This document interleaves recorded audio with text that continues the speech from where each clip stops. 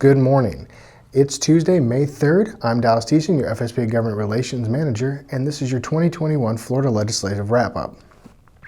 The 2021 Florida legislative session concluded on Friday, April 30th. At the time of adjournment, the legislature had passed a record low total of 248 bills through both houses that will be presented to the governor for approval.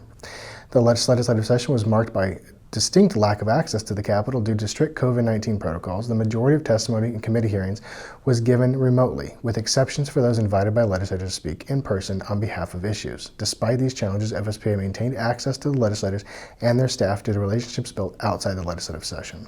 While FSPA experienced setbacks due to quirks of the 2021 session, FSPA's issues picked up more supporters and pushed the message further. The biggest disappointments for FSPA this year were the 11th hour stalling of FSPA's swimming pool subcontractor exemption and the Florida Swim Specialty license plate.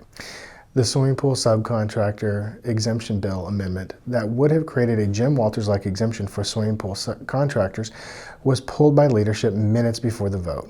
As at the time of this recording, FSPA Government Affairs team is setting meetings with the bill sponsors and key leadership to get answers to why the language was pulled. As in a similar situation occurred with the Florida Swim's license plate, where the language was amended out of the bill at the last minute. As we conduct session assessment, we will keep you updated and informed with anything we learn about the reasons for these decisions and how to prepare to bring these issues back in 2022. On a more positive note, the Every Child a Swimmer legislation found a final home in a larger education bill on its way to Governor DeSantis. This bill will require Florida schools to provide information on swimming lessons and swimming lesson resources to children and parents upon their first enrollment in Florida schools. Congratulations, Dr. Bill Kent, Casey McGovern, and Florida Tax Watch on getting this bill language across the finish line. FSPA also successfully lobbied against another attempt to sunset all Florida occupational licensing at staggered dates unless reapproved by the legislature. SB 334 and HB 421 failed to gain traction and make any movement this year. FSPA will continue to expose extreme deregulation like this. HB 463 passed the House and Senate and was enrolled and sent to the governor for approval. These bills would create an exemption from Department of Health supervision for HOA swimming pools serving 32 or fewer single-family homes.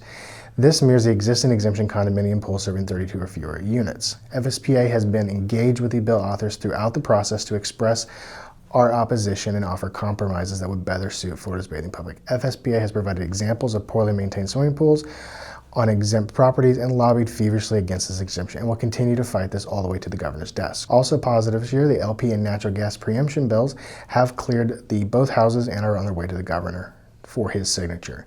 These bills, while protecting all energy infrastructure, would also protect LP and natural gas from being precluded at the local level. This bill is good for Florida's swimming pool and spa industry, and FSPA has worked to support these bills. That's all for now. Please read the full members-only legislative wrap-up linked below. With the 2021 legislative session coming to an end, FSPA will begin preparing for the 2022 legislative session and focusing on the 2023 Florida Building Code update cycle. As always, please feel free to contact me directly with any government affairs questions or concerns. I can be reached at dallas@floridapoolpro.com or at 941-952-9293, extension 113.